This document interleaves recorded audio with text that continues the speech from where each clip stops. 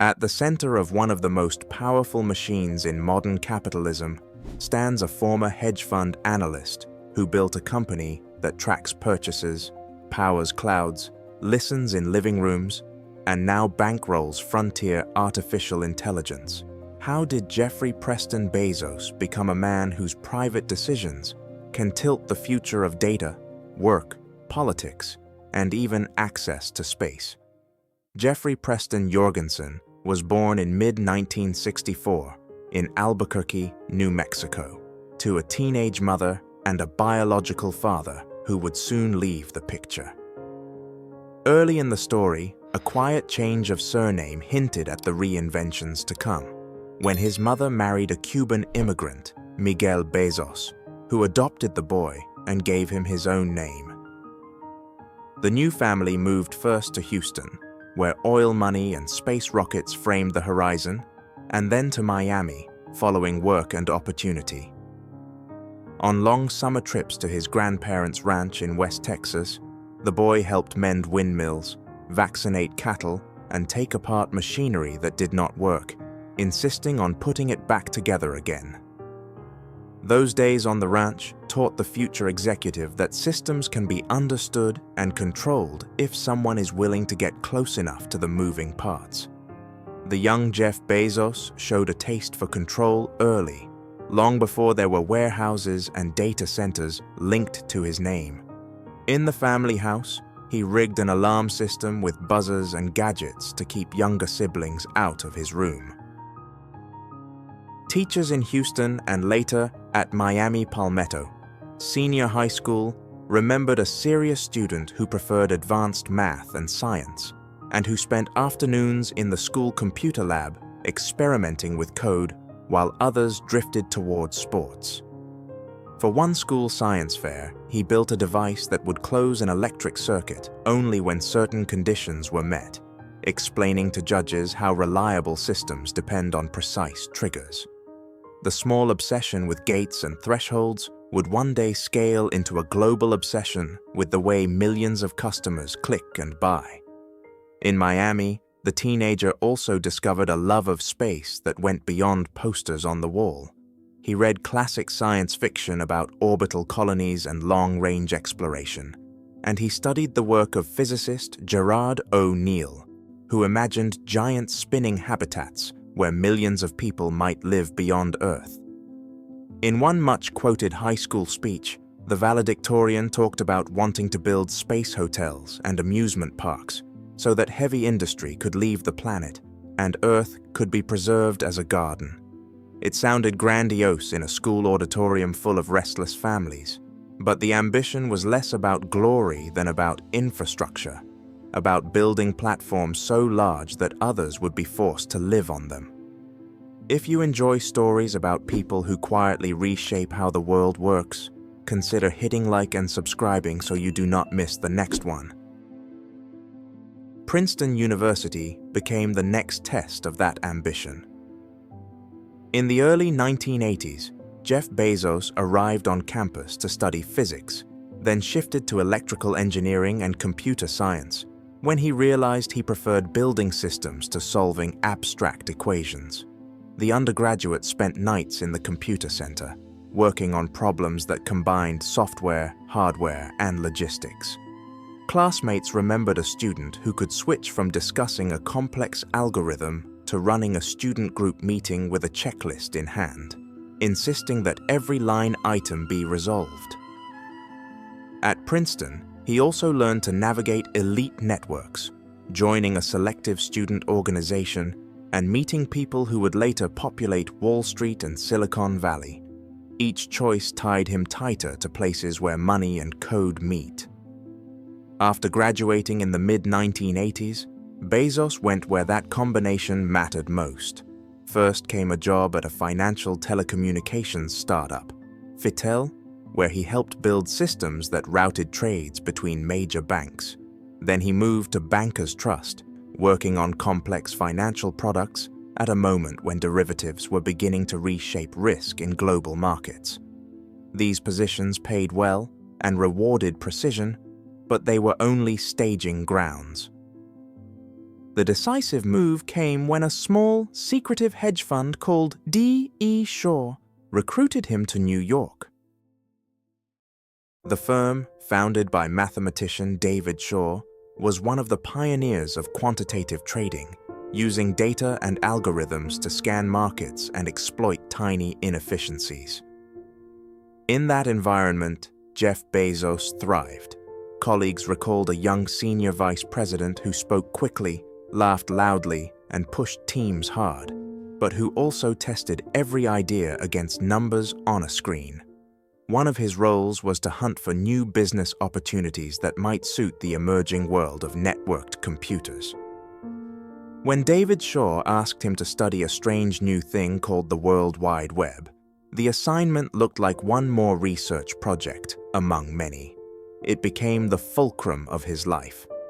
At that point, no one in the office knew that a single growth chart on his screen was about to push him off the safe path of Wall Street into a decision that would change how you and hundreds of millions of other people buy almost anything. In the early 1990s, Bezos read a statistic that jolted him. Internet usage, according to one report, was growing at roughly 2,300% a year, an almost absurd rate of expansion. He reasoned that somewhere inside that growth lay a business large enough to justify leaving the comfort of D.E. Shaw. The future founder began making lists of products that could be sold online, searching for something that matched the particular strengths of a distributed network. Books rose to the top of the list, not because he loved literature above all else, but because there were so many titles that no physical store could stock them all. A virtual bookstore, he concluded, could be larger, more comprehensive, and more data-rich than anything buildable in brick and mortar. The decision to act on that insight was not automatic. David Shaw tried to keep him at the hedge fund, suggesting that any online venture could be pursued inside the firm. The young executive, however, was drawn to the idea of building from scratch. On a long walk in Central Park, he weighed the risks with his then-wife Mackenzie, framing it, as he later described, as a regret minimization exercise. If he stayed, life would be comfortable and predictable. If he left and failed, he might lose money and reputation, but he would at least know that he had tried. The choice meant walking away from a lucrative job, health insurance, status, and a clear path in finance, at a time when quitting to sell books on the internet sounded almost childish. The moment when he finally informed his boss that he was leaving D.E. Shaw marked the first truly high-stakes break with his past, and for a while, even he could not be sure whether it was a brilliant calculation or a catastrophic mistake. Jeff Bezos and Mackenzie Bezos packed up their car and drove from New York to Seattle, stopping along the way so that Jeff could type draft business plans on a laptop balanced on his knees. They chose Seattle partly for its pool of software talent and its proximity to a major book distributor. With help from family money and modest outside investment, they rented a house in the suburb of Bellevue and set up makeshift desks in the garage. The company initially carried the provisional name Cadabra, then briefly flirted with the word relentless, before settling on Amazon, a name that evoked the largest river in the world. Early employees remember a hand-painted sign, a sun-baked garage, and a future billionaire squatting on the floor to pack boxes. As orders began to trickle in, the young entrepreneur insisted on ringing a bell for each one, until the bell rang so often that it had to be retired. In those months, Bezos worked from a desk improvised out of a cheap wooden door bolted onto metal legs, a frugal joke that became part of the company's early mythology. Colleagues remember him crouching over cardboard boxes with his sudden, explosive laugh, switching in an instant from a light joke about a bug on the website to a barrage of questions about a tiny metric on the whiteboard. The contrast between the bare garage and the intensity of his attention made it clear that, even then, he was trying to build something far larger than a small shop. By mid-1995, Amazon.com, billed as the world's largest bookstore, went live. The site was simple, with text lists and basic images, but the reaction was electric. Orders arrived from all over the United States, and then from abroad, surprising the small team that rushed to print mailing labels, slide books into boxes, and drive them to the post office. Jeff Bezos kept a whiteboard filled with metrics, tracking not just sales, but the number of reviews posted, the ratio of repeat customers, and the time between a click and a shipment. The company grew from a handful of workers to dozens, then to more than 50 employees in a cramped office south of downtown Seattle. Those early days produced a culture of long hours, aggressive hiring, and constant experimentation that never entirely went away. Inside the expanding office, Bezos built a managerial style that mixed geeky humor with a relentless demand for performance. He hung up a picture of the fictional computer Hal from the film about a sentient machine, joking that they shared a birthday, and displayed a model of Thomas Edison's light bulb as a reminder that execution matters more than inspiration. At meetings, he sometimes placed an empty chair at the table, explaining that it represented the customer, whose interests had to dominate every discussion. The internal language reflected that focus. Employees talked about customer obsession and even customer ecstasy, suggesting that the goal was not merely unsatisfaction, but delight. Yet the more the team focused on customer behavior, the more it realized that every click, scroll, and abandoned shopping cart was data that could be captured and exploited. Amazon soon became as much a data company as a retailer. The site recorded where customers came from, what they searched for, how long they hovered over a page, which things they placed in a shopping cart and then abandoned, and which items they actually bought. With the help of early data scientists, including a chief scientist who had worked on recommendation algorithms, Bezos treated the website as a laboratory for controlled experiments. The company tried different layouts, different prompts, different recommendation engines, watching which versions nudged people toward buying more. Former insiders later recalled a slowly dawning realization that customers, who thought they were simply browsing, were also feeding a machine that could predict what they might want next. That machine, scaled up over decades, would become part of the infrastructure behind modern targeted advertising and personalized suggestions, including the algorithms that power many applications of artificial intelligence. The hunger for growth defined Amazon's first years as a public company. In the late 1990s, as .com stocks surged, Bezos took Amazon to the stock market and wrote a now famous letter to shareholders, declaring that the company would prioritize long-term market leadership over short-term profits. In practice, that meant spending heavily on warehouses, technology, and customer acquisition while accepting years of financial losses. Critics complained that the math did not add up, that the company could not lose money on every book and make it up on volume. Bezos answered that scale would bring its own efficiencies, and that being first and biggest would matter more than early profits. The gamble was brutal, both for competitors and for Amazon employees, who lived through rounds of layoffs and restructuring when the .com bubble burst, unsure whether the company itself would survive. The way Bezos chose to survive that crash locked Amazon onto a new path. It would not just fight for a slice of the retail market, it would quietly become the market itself, a shift that would later have rivals, authors, and regulators asking whether anyone could truly say no to him. As Amazon steadied itself in the early 2000s, the focus shifted from being an online bookstore to becoming what insiders called the everything store. The company added music, movies, electronics and toys, flooding its warehouses with new categories. Then came a crucial structural change, the creation of a marketplace that allowed other merchants to sell goods through Amazon eShop platform. Rather than simply competing with traditional retailers, Amazon would host them, take a cut of every sale, and learn from the data their transactions produced. Small entrepreneurs, niche brands, and even large manufacturers signed up, eager to tap into the growing traffic of Amazon customers.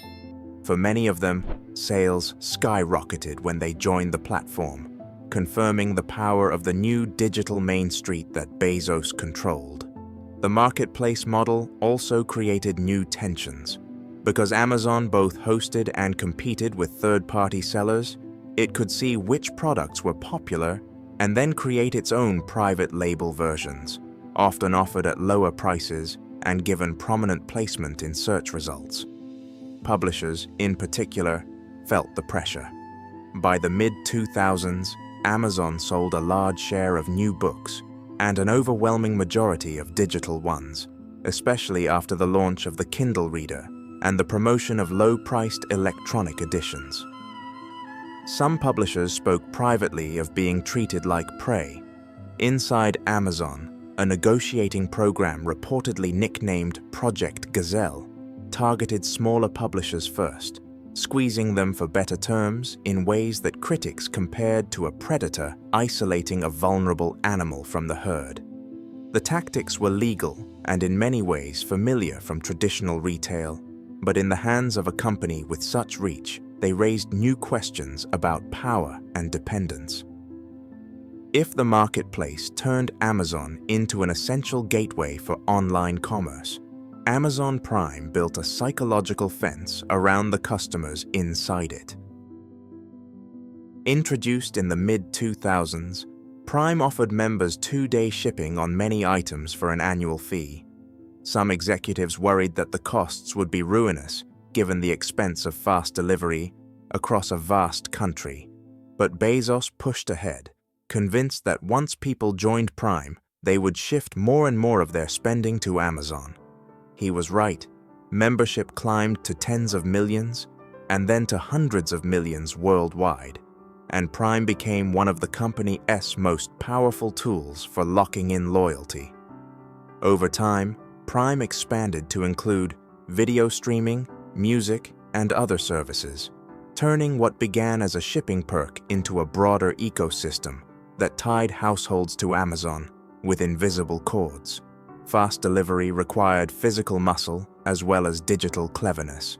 To keep the Prime promise, Amazon launched a building boom of fulfillment centers across the United States and later around the world. These vast warehouses, some the size of dozens of football fields, were filled with shelves stacked in seemingly random configurations, managed by barcode scanners and routing software. Workers walked long distances each shift, guided by handheld devices that told them which item to pick next and how many seconds remained before they would fall behind. As the network grew, journalists and regulators began hearing complaints about punishing quotas, summer heat inside the buildings, and a sense among workers that they were being monitored like machines rather than treated as people. Investigations and government complaints in places like Pennsylvania described episodes of heat stress and ambulance calls outside warehouses in sweltering weather, pushing the company to install more air conditioning and refine safety protocols. Automation offered one way to solve both efficiency and safety concerns. In the early 2010s, Amazon bought a robotics company that built small orange robots capable of sliding under shelving units and moving them to stationary human pickers. The acquisition allowed Bezos to deploy tens of thousands of robots across the network, changing the nature of warehouse work. Employees now stood in fixed stations, while yellow shelves rolled toward them, reducing walking but increasing the pace at which items arrived. Senior executives argued that the robots made work safer and more ergonomic, and pointed out that Amazon still hired hundreds of thousands of people, even as automation expanded. Critics countered that the combination of robotic speed and detailed data about each worker's productivity gave the company unprecedented power to squeeze labor. Those tensions over automation and agency would inform later debates about how artificial intelligence might reshape work itself. While the public associated Amazon mostly with retail, a different business quietly rewrote the rules of the technology industry from inside the company. In the mid-2000s, Amazon engineers began offering pieces of the company's internal computing infrastructure to outside developers, allowing them to rent storage and processing capacity rather than buying their own servers. The project, eventually branded Amazon Web Services, or AWS, grew into a giant. Startups, media companies, government agencies, and established corporations all found it cheaper and more flexible to host their applications on Amazon's cloud than to build their own data centers. AWS became, in effect, a utility provider for the digital economy, running everything from streaming video services to banking platforms. By the late 2010s, it generated tens of billions of dollars in annual revenue, with profit margins far higher than the low-margin retail business that had originally made Bezos famous. The cloud business also deepened Amazon's relationship with the state. In the early 2010s, AWS won a major contract to build a secure cloud for a leading United States intelligence agency, signaling that the federal government was willing to entrust sensitive operations to a commercial provider. Other agencies followed, turning to AWS for storage, data analytics, and machine learning services. For Jeff Bezos, these contracts confirmed that he had not only built a store, but an invisible layer of critical infrastructure on which both corporations and governments now relied. For critics, the concentration of so much sensitive information and computing power in the hands of one private company raised alarm about surveillance, dependency, and the fragility of democracy when public institutions lean heavily on a profit-driven provider of digital rails. Artificial intelligence emerged as a natural extension of this cloud empire. Inside AWS, teams developed tools that allowed customers to run machine learning models on their data, offering services for image recognition, speech processing, and predictive analytics. The company designed specialized chips for training and running these models more efficiently, integrating them into its data centers. At the consumer edge, Amazon developed what would become one of the first widely adopted AI-driven home devices. The Echo speaker, launched in the mid-2010s, embedded a voice assistant called Alexa into a sleek cylinder that could sit on a kitchen counter. Users could ask for the weather, order groceries, play music, or control smart home devices, all through simple spoken commands. Every request sent snippets of voice data back to Amazon's servers, where machine learning systems trained on those interactions to improve recognition and response. Alexa symbolized both the power and the unease of ubiquitous AI. For many households, talking to a device quickly became routine, almost invisible, as lights turned on and songs played in response to casual speech. Yet reports that Amazon employees and contractors were listening to a subset of recordings to refine the system, and that the devices could sometimes activate unintentionally, fueled fears about constant surveillance. Privacy advocates worried that a company already famous for tracking clicks and purchases was now listening inside homes, potentially building even richer profiles of individual behavior. For Bezos, the trade-off was clear. More data meant better models, more useful services, and deeper customer lock-in. Whether society would remain comfortable with that bargain was another question, and it hovered over every new device Amazon shipped.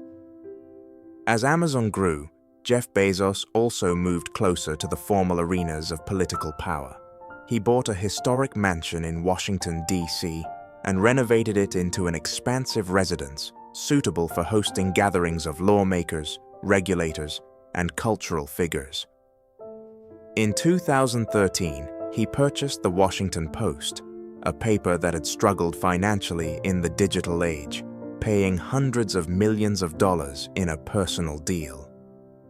Under his ownership, the Post expanded its digital operations, hired more journalists, and invested in technology that made its website faster and more engaging. Editors and reporters insisted that Bezos never interfered directly in coverage, and the paper broke major stories about politics and government during his tenure. Still, the combination of a leading newspaper, a growing lobbying operation in the Capitol, and a personal mansion within walking distance of power made some critics uneasy. They saw a businessman who was not just selling products, but shaping the narratives through which citizens understood their leaders.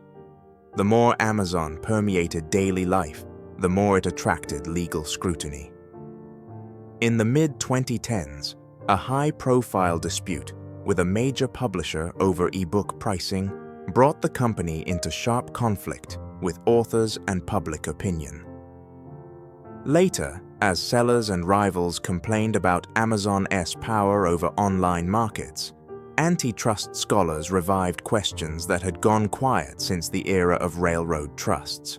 Did low prices for consumers justify everything? Or could a company that squeezed suppliers and dominated digital infrastructure still be abusing monopoly power even if it kept retail prices down? Lawmakers in the United States and Europe began holding hearings, commissioning reports, and debating whether traditional antitrust doctrine was adequate for platforms that blurred the line between marketplace and participant. For Bezos, these inquiries threatened not only profits, but the operating freedom on which his long-term plans depended. Even while navigating this scrutiny, Jeff Bezos continued to pour money and time into his oldest dream, the one he had voiced as a teenager in Miami. Blue Origin, the aerospace company he founded in the early 2000s, operated for years in relative secrecy, testing engines and prototypes at a remote site in West Texas. The company's motto, printed on patches and vehicles, was Latin for step-by-step, ferociously, a phrase that mirrored Bezos' approach at Amazon. Eventually, Blue Origin unveiled the New Shepard rocket for suborbital tourism and the larger New Glenn booster for orbital missions, along with concepts for lunar landers and orbital habitats. In a 2019 presentation, Bezos stood on a stage beside mock-ups of spinning space colonies, arguing that Earth is finite and that heavy industry should move off-planet so that billions of people could enjoy a high standard of living without exhausting resources. The most dramatic symbol of Blue Origin's progress came in mid-2021, when the company launched its first crewed flight of the New Shepard vehicle from its Texas site. The mission, known as NS-16, carried 4 passengers, including Jeff Bezos, his brother Mark, aviator Wally Funk, and young Dutch passenger Oliver Damon. They rode above the Kármán line, the internationally recognized boundary of space, experienced several minutes of weightlessness, then returned safely to Earth under parachutes. The flight drew both admiration and criticism.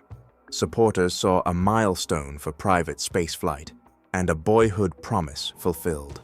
Detractors looked at soaring billionaire wealth during a pandemic and asked why so much capital was heading toward joyrides rather than social needs. For Bezos, the answer lay in his conviction that building infrastructure, whether cloud servers or reusable rockets, would unlock future possibilities that others could not yet see. The pandemic years tested every part of the empire. When COVID-19 struck in early 2020, Amazon's warehouses and delivery networks became lifelines for millions of people avoiding physical stores. Orders surged, and the company hired hundreds of thousands of additional workers to meet demand. At the same time, warehouse employees protested safety conditions, seeking better protective equipment, hazard pay, and more transparency about infections. Some organizers who raised complaints said they faced retaliation, allegations the company denied. Governments classified many Amazon workers as essential, underscoring how deeply the company's systems had become woven into everyday life. The pandemic also accelerated the shift toward cloud computing and digital services, pouring more traffic into AWS data centers and reinforcing Amazon's role as infrastructure for both commerce and information. In early 2021, after more than a quarter century leading the company, Jeff Bezos announced that he would step down as chief executive later that year and move into the role of executive chair. He named Andy Jassy, the longtime head of AWS, as his successor, signaling how central the cloud business had become to Amazon's identity and future.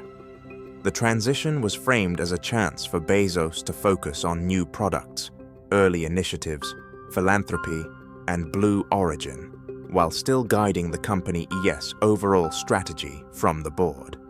For investors, the change raised questions about whether Amazon could maintain its breakneck innovation without the founder at the daily helm, and whether Jassy would face political fire that had been slowly building around the company's size and practices. For Bezos personally, the move shifted him from operational commander to a kind of chairman of an empire whose frontiers now ranged from groceries and streaming to space tourism and artificial intelligence. Labor conflicts sharpened in the years that followed. Union organizers targeted Amazon warehouses, arguing that workers needed collective bargaining power to counter demanding quotas, constant surveillance, and the risk of injuries. A closely watched union election at a facility in Bessemer, Alabama in 2021 ended in defeat for organizers, though labor authorities later ordered a new vote amid disputes over company conduct. In 2022, workers at a warehouse on Staten Island in New York succeeded in forming an independent union, a milestone that Amazon contested through legal channels. These battles did not directly involve Jeff Bezos in public, since he was no longer chief executive, but they unfolded within the system and culture he had built. Whether unions could gain a durable foothold in his company became a proxy question for whether the hyper-efficient, data-driven logistics model he championed could coexist with traditional labor power. Regulatory pressure intensified at the same time. In September 2023, the United States Federal Trade Commission, joined by attorneys general from numerous states, filed a major antitrust lawsuit against Amazon. The complaint accused the company of being a monopolist that used a web of anti-competitive and unfair strategies to maintain its dominance, including punishing sellers who offered lower prices elsewhere, tying access to Prime eligibility to use of its own logistics services, and designing marketplace rules that allegedly stifled innovation from rivals. Amazon responded that the lawsuit misunderstood retail realities and would lead to higher prices and slower deliveries if successful. The case signaled the first full-scale federal challenge to the core of Bezos' creation, a direct test of whether an empire built on low prices and customer metrics would now be judged a threat to competition itself. For a man who had spent decades telling shareholders that scale was the strategy, seeing that very scale framed as potential illegality introduced a new kind of risk. Another line of attack focused on how Amazon built and marketed Prime, Regulators said the company used so-called dark patterns to push people into subscriptions and to make canceling unnecessarily difficult. In a case that ended with a settlement announced in 2025, Amazon agreed to pay around $2.5 billion in penalties and customer refunds, and to make sign-up and cancellation clearer and simpler. Prime remained central to the company's economics, but the fight showed how quickly a design meant to remove friction from buying could be recast as manipulation. For anyone building digital funnels, the question was where persuasion ends and pressure begins.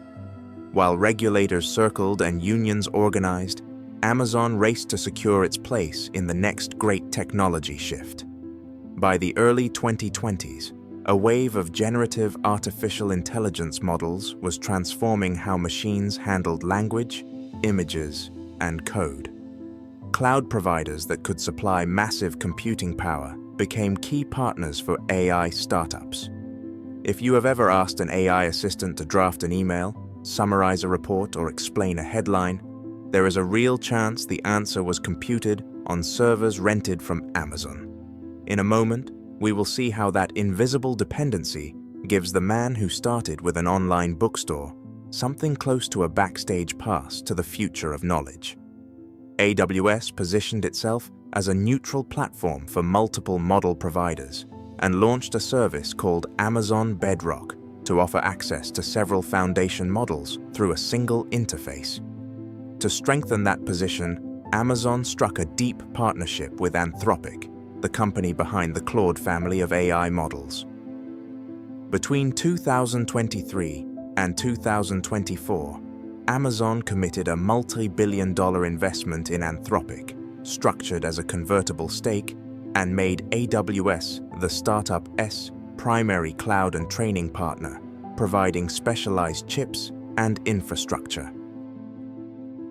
Away from the server halls and warehouses, Jeff Bezos cultivated a public persona that shifted from quietly intense engineer executive to more visible billionaire.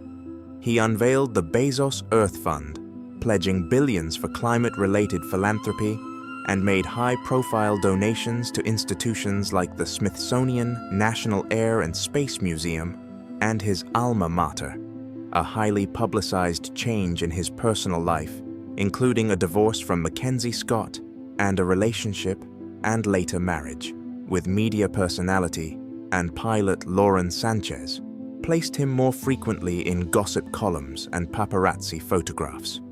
Super yachts, luxury properties, and red carpet appearances contrasted sharply with early footage of a balding engineer in a rumpled sweater explaining how an online bookstore might work. Critics saw in this evolution the logic of a system that converts data and labor into staggering private wealth. Supporters pointed to his charitable commitments and argued that the scale of his giving matched the scale of his fortune. Even as he sold portions of his Amazon stock to fund Blue Origin, philanthropy, and personal projects, Jeff Bezos remained among the richest individuals on the planet.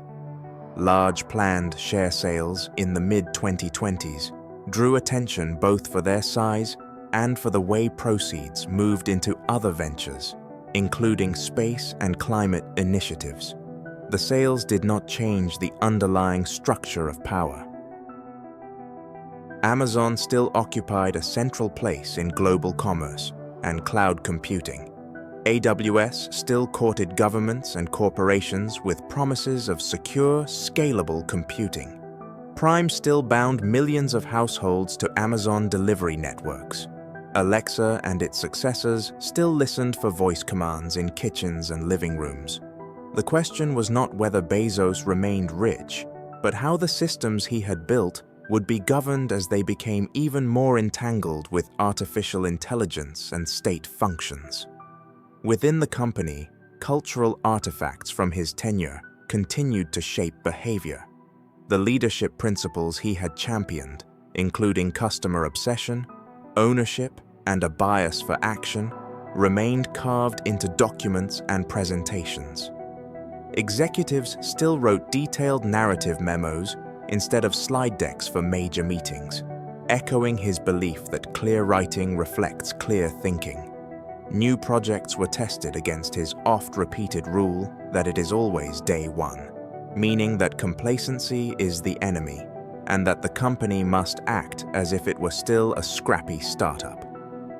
Short quotes from the founder, like the remark that "your margin is my opportunity," still circulated in training sessions and negotiations, reminding teams that squeezing inefficiency out of supply chains and partners was not a side effect, but a strategy. Those sayings, like code comments embedded in a large software system, preserved intent long after the original programmer stepped away from the keyboard. The Washington Post, meanwhile, navigated its own challenges in the turbulent media landscape, experimenting with subscriptions, podcasts, and digital storytelling under Bezos' ownership. The paper covered Amazon's labor disputes, regulatory investigations, and competitive moves, often in critical tones, testing assertions that editorial independence had been preserved.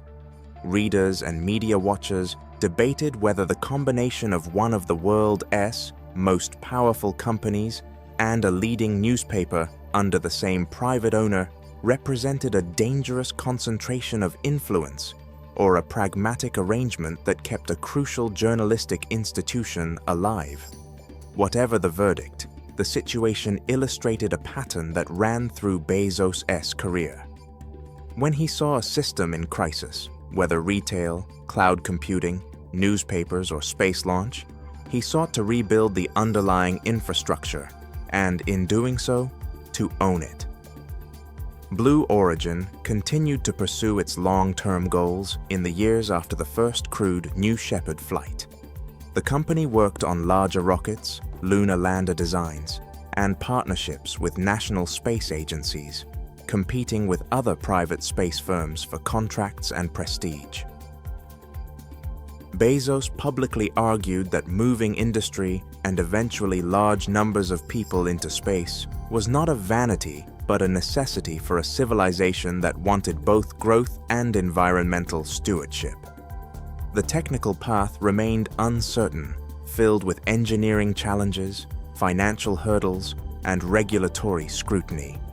Yet the mere fact that a private company, funded by the wealth generated from digital commerce and cloud services, could credibly bid for lunar landing missions showed how far the patterns of 21st century capitalism had shifted. Infrastructure for buying books had morphed into infrastructure for leaving the planet. By the mid to late 2020s, the world around Jeff Bezos had begun to grapple more seriously with the implications of the systems he helped create. Legislatures debated new rules for content moderation, gig work, algorithmic transparency, and cross-border data flows. City councils and local communities weighed the economic benefits of new Amazon facilities against concerns about traffic, wages, and small business competition. International bodies considered whether cloud mega-providers like AWS should be treated more like utilities, with obligations to ensure interoperability, resilience, and fairness. In each debate, Amazon appeared less as one corporation among many and more as a piece of global infrastructure, akin to a highway network or an electrical grid, except that it had been built and controlled by a single private enterprise under the guidance of a single founder. Jeff Bezos did not set out as a child on his grandparents' ranch to become a symbol of concentrated digital power, but the choices he made pushed him steadily in that direction. Leaving Wall Street to chase the early internet, embracing a strategy of growth over profits, turning a store into a platform, then into a cloud provider, and finally into a backbone for artificial intelligence systems, he consistently favored moves that expanded optionality and control. When he insisted on customer obsession, it was partly because a company that sits between millions of customers and millions of products can gather data that no one else has. When he invested in rockets and orbital colonies, it was because whoever owns the roads to orbit will shape what kind of economy exists there. The logic of those decisions now extends into generative AI models trained on vast datasets using AWS infrastructure and into political debates about whether any one man should be so close to the center of so many critical systems. In the closing years of the second decade of the 21st century and the first half of the third, Jeff Bezos appears less often on factory floors and in coding sessions than in philanthropy announcements, spacesuit fittings, and occasional public interviews. The empire he built, however, continues to operate every hour, delivering packages, storing data, routing network traffic, serving machine learning models, and increasingly mediating how knowledge itself is produced and consumed. Regulatory cases may reshape parts of its business model. Union campaigns may change conditions inside warehouses. Competing clouds may win slices of the AI market. Yet the foundational infrastructure, the deep lattice of fulfillment centers, fiber lines, data centers, logistic algorithms, and AI platforms, still bears the signature of a man who once wired alarms on his bedroom door because he wanted to control who could enter. The story of Jeff Bezos does not end neatly because the systems he set in motion continue to evolve. Somewhere in an AWS region, racks of servers hum as they train a new generation of AI models for clients that did not exist when Amazon started. Somewhere on a launch pad in West Texas, technicians prepare a rocket under the gaze of a founder who still talks about millions of people living and working in space. Somewhere in a regulatory office, lawyers refine arguments about whether a company that brings cheap goods, fast delivery, and powerful cloud tools can also be a monopoly that harms markets and democracy. The boy from Albuquerque, the student from Princeton, the analyst from D.E. Shaw, the founder of Amazon, and the backer of Blue Origin are now one figure whose life connects those rooms. In the late 2020s, the question is no longer how Jeff Bezos rose, but how the world will choose to live with the infrastructure he has already built. If you were in the room writing the rules for that infrastructure, what would you do? Would you slow it down, break it apart, or let it keep expanding as long as prices stay low? I would like to hear your view in the comments, because the way we answer that question will shape far more than one man ace legacy.